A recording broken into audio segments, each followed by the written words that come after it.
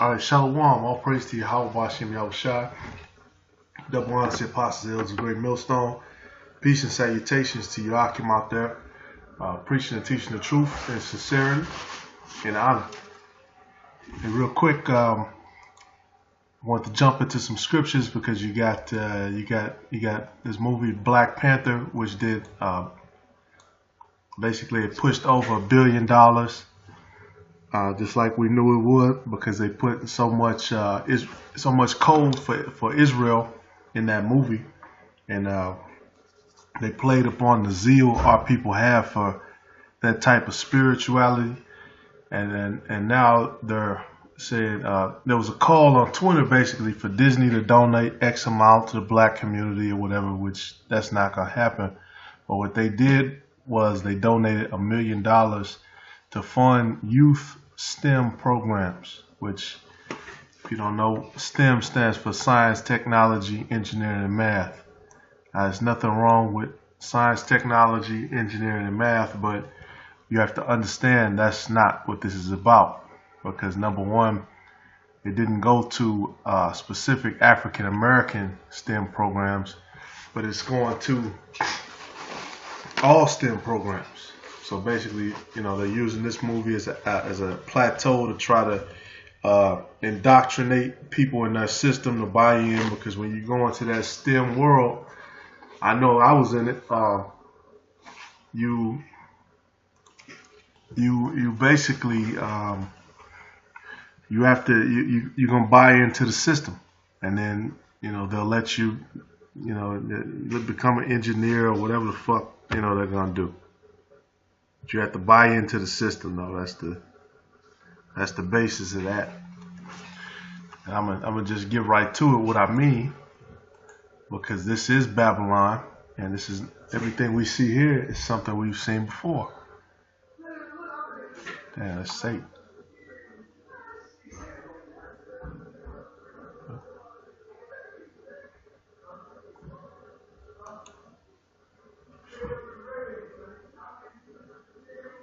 Salakia, y'all, Salakia. This is Daniel 1. The third year of the reign of Joachim, king of Judah, came Nebuchadnezzar, king of Babylon, unto Jerusalem, and besieged it. And the Lord gave Joachim, king of Judah, into his hand, and part of the vessels of the house of the Most High, which he carried into the land of Shinar to the house of his God, and he brought the vessels into the treasure house of his God.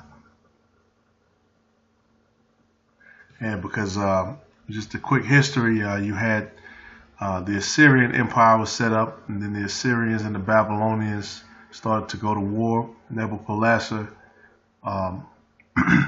basically conquered over Assyria, and then his son Nebuchadnezzar he took over in his stead.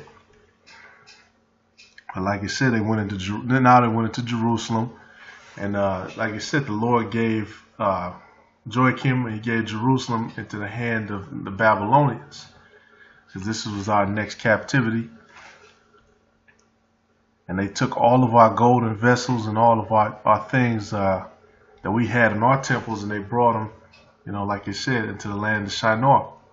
And the king spake to Ashpenaz, the master of his eunuchs, that he should bring certain of the children of Israel and of the king's seed and of the princes, children in whom was no blemish, but well favored and skillful in all wisdom and cunning and knowledge and understanding science, and such as had ability in them to stand in the king's palace, and whom they might teach the learning and the tongue of the Chaldeans. Yeah, so basically they took all of the what this society we say they had it was like in this society you have what's called the gifted program. That's where they take basically they take all of the so-called smart kids out of the inner city, kids who have a certain level of understanding, and then they'll send you over to what's called a magnet school, a school for gifted children. You test into the program, then you get to go to the school. But then, in going to these magnet program schools, they're not like the regular schools. It's like it's Edomites, Edomiteville. And basically what happens is you go in there and these Edomites train you up for you to go into their system and become indoctrinated in their system. And you're gonna start to, they're gonna poison you basically at a young age. They're gonna teach you the bullshit history of America. They're gonna skip over your history, and they're going to do all of that, man. They're gonna have you doing science fair projects and all bullshit basically that doesn't really amount to anything, but they're trying to indoctrinate you and use you to keep their system alive. So you have to be an honorary Roman, basically. One of those situations, and a lot of Israelite children and Israelite people, they fall prey to that because they do the when in Rome, do what the Romans do. They follow that whole deal. But anyway, you can see they took all the children, certain children who were skillful and cunning. They understood science and had an ability to stand in the king's palace, and whom they might teach the learning and the tongue of the Chaldeans. And the king appointed them a daily provision of the king's meat and of the wine which he drank, so nourishing them 3 years, that at the end thereof they might stand before the king. Right, so he trained them up, and these were children. Now among those were the children of Judah, Daniel, Hananiah, Mishael, and Azariah. Now we know, those are Shadrach, Meshach, and Abednego. Right, it says it next. Unto whom the prince of the eunuchs gave names, for he gave unto Daniel the name of Belteshazzar, and to Hananiah of Shadrach, and to Mishael of Meshach, and of Azariah of Abednego. Right, he gave them Babylonian names. But Daniel proposed in his heart that he would not defile himself with the portion of the king's meat, nor with the wine which he drank. Therefore he requested of the prince of the eunuchs that he might not defile himself. Right, now the Most High had brought Daniel into favor and tender love with the prince of the eunuchs. And the prince of the eunuchs said unto Daniel, I fear my lord the king, who hath appointed your meat and your drink. And why should he see your faces worse liking than the children which are of your sort? Then shall ye make me endanger my head to the king. All right. Then, of course, he's going to be tested on that too. Now, the Most High had brought Daniel into favor and tender love with the prince of the eunuchs. Salaki. I just read that. Salaki. He said, yeah, Salaki. Then shall ye make me endanger my head to the king. Verse 11, then said Daniel to Melzar, whom the prince of the eunuchs had set over Daniel, Hananiah, Mishael, and Azariah, prove thy servants, I beseech thee, 10 days, and let them give us pulse to eat and water to drink. Then let our countenances be looked upon before thee, and the countenance of the children that eat the portion of the king's meat, and as thou seest, deal with thy servants. So he consented to them in this matter and proved them 10 days.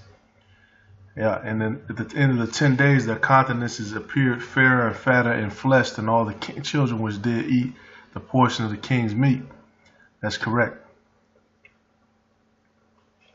So basically, this was Daniel's, basically his time to shine. And then we know Daniel became an advisor to the king under Babylon. He was made president, and they put the gold chain around him. But just going back to here in America, you have what's called, and that process is called indoctrination. To instruct, especially in fundamentals or rudiments, that's one definition. To imbue with usual partisan or sectarian opinion, point of view, or principle, right? But then I'm going to go down to the etymology. Did you know? Because they know what this is. That's why they put that up there. Indoctrinate simply means brainwash to many people, which that's pretty much what it is. But its meaning isn't always so negative. When this verb first appeared in English in the 17th century, it meant to teach, a meaning that followed logically from its Latin root. Right, the doc in the middle, which also means to teach. Which we know it was not until the 19th century that indoctrinate began to see regular use in the sense of causing someone to absorb and take on certain opinions or principles.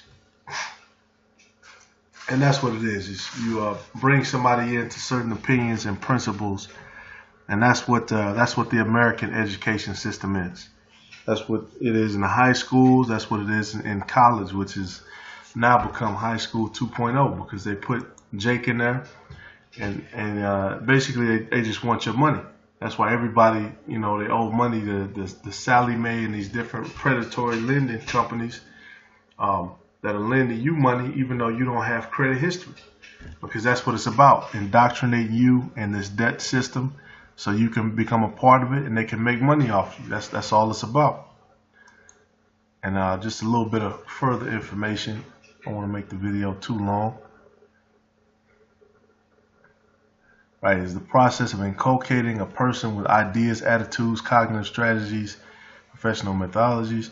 Humans are social animal, right, shaped by cultural context, and thus some degree of indoctrination is implicit in the parent-child relationship and has an essential function in forming stable communities of shared values. In the political context, indoctrination is often analyzed as a tool of class warfare, where institutions of the state are identified as conspiring to maintain the status quo. And that's exactly what it is. They wanted to indoctrinate Daniel. They wanted to indoctrinate these other Israelite children, so then they can make them leaders and rulers, then send them back to Jerusalem and different parts of Israel, and they can control Israel that way, basically. Just like they do in this society. They bring in Israel, they brought us into college, and then they can indoctrinate you. They can weed the coons out. Even in sports, they can get the coons, and then boom, they can put you up in a position of power, because in this society, it's not what you know, it's who you know. So they hit the nail on the head with that. That's specifically exactly what it is. Specifically, the public educational system, the police, and the mental health establishment, right, are called modus operandi of public pacification. And then it's gonna go talk about George Orwell, right, 1984. That's another good book too, because you got damn, what's this book where they burn I had to do another video, so lock it. But anyway, George Orwell's book, Fahrenheit 451. That's the movie that's coming out, which has the same sentiments as this book. Famously singled out explicit state-mandated propaganda initiatives of totalitarian regimes. Opinions differ on whether other forms of government are less doctrinaire or merely achieve the same ends through less obvious methods. The precise boundary between education and indoctrination often lies in the eye of the beholder. And because one thing you have to notice is that in all these little programs and all these government little starter programs where they're talking about educating the people, number one, you got a million black women coming into these programs, and then you start to, that's where they get them into feminism, and they get them into that shit, and now you have these different black women who are at the end of that indoctrination thing. You have the what's this chick name from Black Lives Matter? Well, anyway, you have all of that. You could look it up. You have Omarosas, and you have all these people who they don't have the spirit of Israel. When they do something, they have the spirit of Esau. And then because a lot of these women, they get with Esau too. And then with the men, you become a second-class citizen pretty much as an Israelite man, because no matter how smart you are, you're still under their control. You got to put a suit on, you got to dress like them, you got to talk like them. But anyway, Disney will donate $1 million to help develop STEM programs in the U.S. And like I said, they don't teach you your history. They give you a month, and they might talk about Harriet Tubman, Dr. King, and that's it. They won't talk about the different massacres that so-called black people received. They won't talk about the repercussions of Jim Crow and the political, the policies enforced by the federal government during the Jim Crow period. which still hold reigns today. They won't talk about that, but they'll try to make it seem like, oh, see, look, we got one black guy in here, we got a few, you know, everything is fair. Everything is totally fair. When, you know, they know that's not the case. And so this is another tool, and we said that Black Panther is going to be a tool for them to get into the minds of the Israelites, and that's exactly what it's become. But they're going to donate $1 million to develop STEM programs in the U.S., which is too late. It's too late. If you really wanted us to have that and be successful, you would have did that back in the 50s and 60s. Earlier than that. You know, now the ship is sinking. They want us to try to mastermind America and figure out how to keep this thing afloat. It's too late for that. And you giving a few of our people a few opportunities, that's not going to do it. That's just not. The company will grant to Boys and Girls Clubs of America, which that's another tool of indoctrination, being in that shit. I was in that too, Boys and Girls Clubs of America. A non-profit organization that offers young people support and essential skills to help them reach their further potential, blah, blah, blah. The donation, right, supposed to go to the STEM curriculum in dozens of communities, blah, blah. Then they try to show, you know, Israelite children like they're really doing that shit, which they're not. And this is all a tool under Esau, and a dangerous one. Thank you to Chadwick Boseman. He has to follow that script too. He has to do these photo ops. He has to put out these tweets. Thank you for donating 1 million. You can never go wrong. Wakanda forever.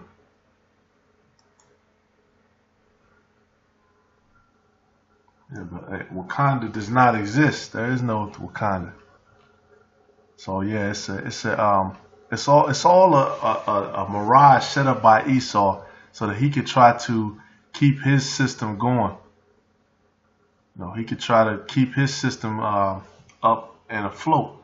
And just like they showed at the end of the movie, you know, he bought some buildings or whatever in the black community, which, you know, that's kind of crazy that it took all of that for him to want to invest in his own people.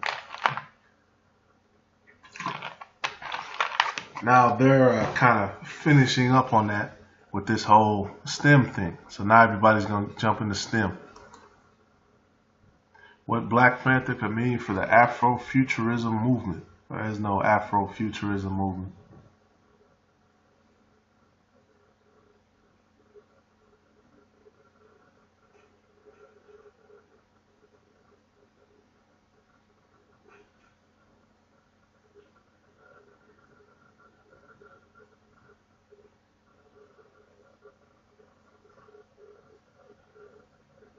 Yeah.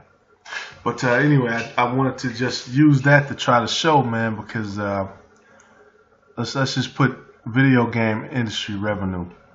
U.S. video game industry revenue reached $36 billion in 2016, up 18% from 2016. Yeah, because that's what they're trying to invest in. They're trying to invest in. That's what we're seeing. Everybody's into their phone. They're into these digital realities. You know, they're in the Xbox, PlayStation. They're in this new app, this new social media. You know, everything is online now. Everything is in the cloud. You know, it's not real. It's not outward. They're not investing money directly into your community. They're not investing money directly into your real estate. They're not investing money directly into putting up any kind of anything, man, anything of substance. They're just not doing that. And a lot of our people are going to, unfortunately, fall prey to that, because you know this is something that you have to be given eyes to see. Scriptures say what? He who had eyes to see, he who hath ears to hear, hear. So you have to be able to see and understand what's really going on. And that's a gift from Yahweh Ba'Shem Yahushua and Tawadi Ba'Shem Yahushua that I received that. Yeah, another one, tech industry revenue to reach 351 billion. That's right. So, yeah, they're saying it's gonna go up 3.9% or whatever. But yeah, just in everything. So everything is moving, man. Everything is moving. That's the purpose of me making this video. 15 years ago, there was no Facebook, there was no Amazon or none of that shit. There was no electronic media where everybody's plugged into their phones. There was no virtual reality. There was none of that. Now, you know, that's what everything is about pretty much. Your television, your tablet, your electronics, your charger cable, all of that. That's exactly what everything is about now. And then these companies that are at the height, they know that, and so they're about to use that. This is the plot.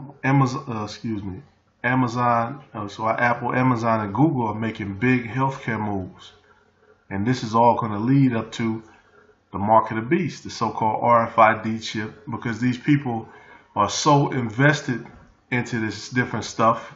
They're so invested in putting their spirit into electronic worlds and all this stuff. So when the chance comes, and look, he got the chip in his hand, I think. Oh, it might be a flashlight, okay. But when the time comes for them to put that RFID chip in you and you to be able to plug yourself in, these people are gonna jump for it because they're so invested into it. Their life is so invested into it. You can't go a day in this society without being on the phone or on the computer. You just can't do it.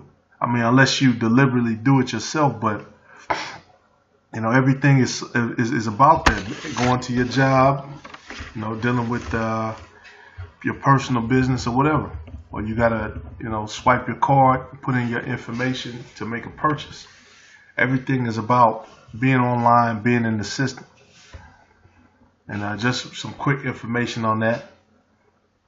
The water, if you're still riding with me, I'm just trying to bring out as much edification as possible. Amazon is setting up a mysterious new partnership with JP Morgan Chase and Warren Buffett. Apple is planning a line of medical clinics. Google's sibling under the umbrella company Alphabet Verily is looking at the Medicaid market. Uber wants to disrupt ambulances. They want Uber people to be able to take you to the hospital. It is way, way, way too early to start imagining a world where healthcare is truly owned by big tech. You order prescription drugs with your Amazon Prime account, see a nurse at an Apple clinic, get your benefit statements from Google, call an Uber instead of an ambulance when you need to go to the hospital. But something is happening here. The most proven, forward-thinking, and dare I say disruptive companies in our country have decided healthcare should be their next big move. Yeah, that's the next big move. If you make money, that is the next big move for you. Big pharmaceutical companies, that's $1 billion industry. Healthcare, that's $1 billion industry. And it's been done so poorly and so choppy between president to president. You know, right now we're still under the rules of Obamacare.